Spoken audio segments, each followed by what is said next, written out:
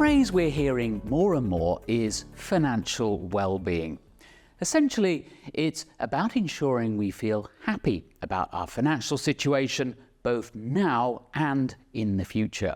It sounds straightforward, but as author and financial well-being advocate Chris Budd explains, it can be a difficult balance to strike. Money decisions are fearful decisions. The bit that we use of our brain when we think about money is the same bit that lights up when we're afraid. So consequently, we use a kind of fight or flight process when it comes to money. Consequently, we tend to focus on enjoying ourselves now. We don't particularly like putting back our enjoyment for another time. So we tend to spend our money on ourselves now. So why do so many people find it hard to rein in their expenditure now so they can invest more for their long-term future? Simply put, that's how the human brain is wired.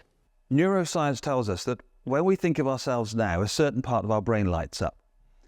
If I then ask you to think of somebody else, a different part of your brain lights up. If I ask you to think of yourself in 10 years' time, the bit of your brain that lights up is the same bit that thinks of somebody else. So when you say to, say, a 30-year-old to put some money into a pension, you're literally saying, open the window and throw your money out, because you're giving money to somebody else that you can't recognize.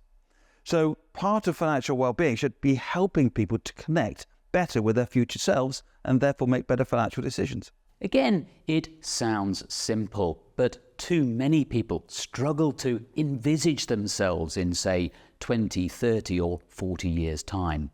What can you do about it? There's lots of ways of connecting with your future self. I like the idea of writing a letter to your future self, which is quite fun. Sit down, think about what yourself at retirement might be doing, write a letter, whatever it is you want to say. Leave it a few weeks and then write back from your future self to yourself now. It's about making connections with your future self so it no longer seems such a stranger to you, and that you're therefore more likely to do things now to help your future self. But remember, it's all about balance. Yes, younger people have to make sacrifices now so that their future selves are provided for. But that certainly doesn't mean cutting back on expenditure across the board. Plenty of research shows that the most important contributor to well-being is the quality of our social relationships. So if that young person wants to go on a holiday to Ibiza with their friends, great, do it. On the other hand, if you're going to buy something that you don't really need, but you're only doing it because you want some retail therapy, that may be not such a good thing. So it's about understanding where the sources of joy comes from and spending your money on that.